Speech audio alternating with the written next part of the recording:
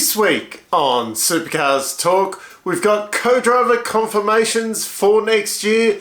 There'll be no tyre bundles this weekend, and Newcastle is officially off the 2024 calendar.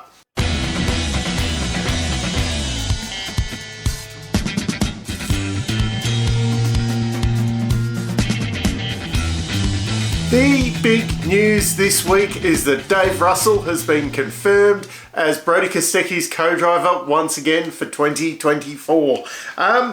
They've had 3 Bathurst campaigns together so far, which has netted them 2 podiums and a 4th position. Not bad odds. The other big news this week, obviously, is that Scott Pye has been confirmed at Triple Eight for the endurance campaign next year. He'll most likely be teaming up with Will Brown. Jamie Whincup, we can assume, will be with Brock Feeney once again, although not confirmed, and Craig Lowndes will be leading the wild card, but no confirmation on who's going to be co-driving there with him, whether Zane Goddard will get a call up once again, or there will be another young bloke in the car next to him. A bit of a homecoming for Scott Pye. He did start off his Supercars career with Triple Eight in the development series in the Monster car, back when they were backed by Monster, not Red Bull. But then he, Roland Dane had kind of funded some of Scott Pye's junior career when he came back to Australia, put him in the Super 2 car there, but then moved up into the main game with LDM, which were actually customer Triple Eight cars, but then off he went to DJR and parted ways with the Triple Eight family, but has now returned for what will probably be some of his most successful races. This week it was confirmed that Newcastle will be off the 2024 calendar. This will make a lot of anti-Newcastle people very happy. Comment sections everywhere seem to be a bit of a cesspool against Newcastle. I'm not sure why there is all the hate for it. Okay, not always the best race there, but my God, it's a spectacular looking track. The Gen 3 cars, I thought, kicked off the series really well this year there. It's a spectacular looking event, but yeah, a lot of community there not very happy with the race, and it looks like there was just a bit of a stalemate between Supercars, the New South Wales government and the Newcastle City Council over payments and timing and all sorts of stuff. Just government bureaucracy by the sounds of it, and it will not be happening next year. There is the off chance that a new deal will be done into the future, but it's more and more looking like we're going to see this 10 days of Bathurst Festival thing with the 12-hour and then Supercars opening round in February.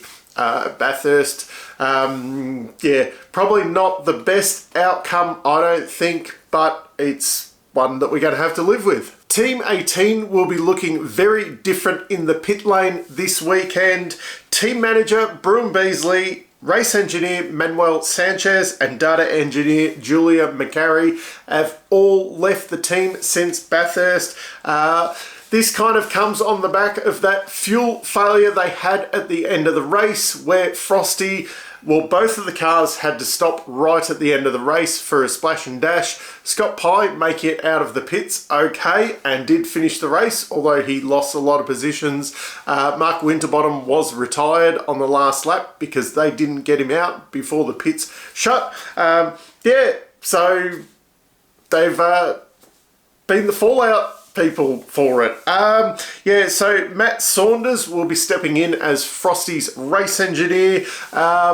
If that name's familiar, he's the guy who filled in at MSR at Darwin with Jack LeBrock and took a win there. So it could be an interesting step up there. But yeah, it'll be interesting to see if these 3 pop up elsewhere, whether they've got other things lined up or they've just had to fall on their swords, and it will be a matter of time before they pop up elsewhere, because I'm sure they will end up somewhere. Now, as for this weekend, we still haven't got confirmation on what changes will be to the Mustangs, but there will be some trialling of a kind of virtual safety car system that they're actually going to try this at Darwin with Shane Van Gisbergen, but there was issues with the system, so the trial didn't go ahead any further. But essentially what's going to happen this weekend, in the practice session, they will be trialing it. They'll throw a yellow flag and you'll have 15 seconds to drop down to 80 kilometers an hour. From what I understand, this will be run through the pit lane speed limiter, probably I think the pit lane speed limiter runs at the 40 k's in first gear. So this will be, I assume, in second gear, it'll run at 80 k's with the pit lane speed limiter pressed on. If that's incorrect, correct me down in the comments, please, and explain exactly how that all works. But yeah, so you'll have 15 seconds to bring it down to speed. I'm not happy with this. It is a step in the right direction, but I still think that the guys will still be racing for 15 seconds before they get down to that speed limit. It's not like people are going to gradually slow down to it. When the yellow comes out, they will be going as far as they can at full tilt before they slow down.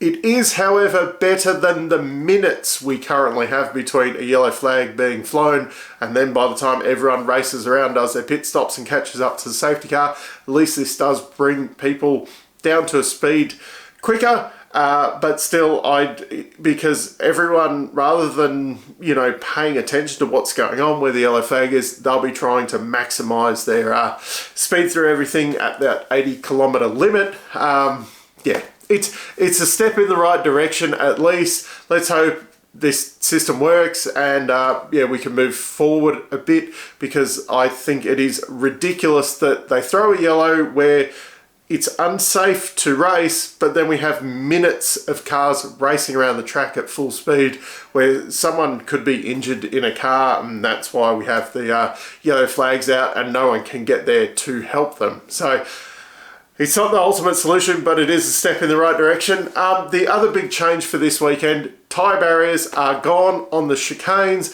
so the tyres kind of limiting where you can crash through the chicane will be gone. It will be an electronic sensor. In the practice sessions and qualifying, when you go over the sensor and deem to cut the circuit, you will be notified on your dashboard.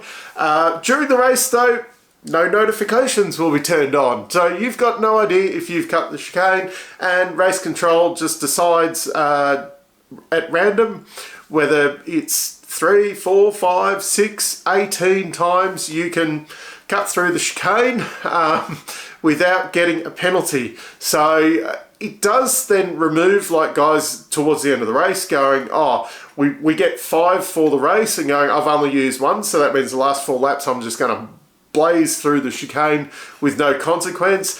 But it's very, if you watch someone in the first few laps cut through the chicane and you're like, this guy's going to get a penalty, but they decide, no, we're going to let him go for 15 times before they get a penalty. It does add a bit of confusion, and of course then if you see not your favourite driver cut through, like say you see Shane Van Gisbergen go through there 4 times, of course you're going to flame in the comments that Shane Van Gisbergen should have got a penalty because I never saw Brodie Kostecki cut the chicane. Of course, with the rose-coloured glasses on, we don't see the faults of our favourite drivers, do we? But yeah, more tinfoil hat stuff with all the parody arguments. Yeah, it'll be interesting to see how this plays out over the weekend at least. Now, over the weekend, it's back to that traditional kind of mini enduro weekend, I suppose we call it. Friday, there'll be 2 30-minute practice sessions, and then Saturday and Sunday have the same layout of a 15-minute qualifying session, followed by a top 10 shootout and an 85-lap race each day. Last year saw Shane Van Gisbergen take both wins. Chaz finished 3rd and 2nd in the respective races, and then Reynolds and Davison were the other guys on the podium. Sunday was the day that we saw that huge pile-up. essentially caused by James Golding right early on in the race, which saw 7 cars fail to finish the race. This year, I'm fully expecting the racing to be, or the winning to be, between Shane Van Gisbergen and Brodie Kostecki. But I do expect Mostert and Reynolds to be in that fight once again. Even with the Mustang shortcomings, they'll be able to lift those 2 cars. Groves were very impressive at Bathurst. I'm expecting them to continue that kind of form. And yeah, Chaz, he's a street fighter. He'll be up the front. But yeah, down in the comments, let me know what your predictions are for the weekend. Yeah, are you looking forward to having no tyre bundles there? And what do you think of Newcastle being off the calendar?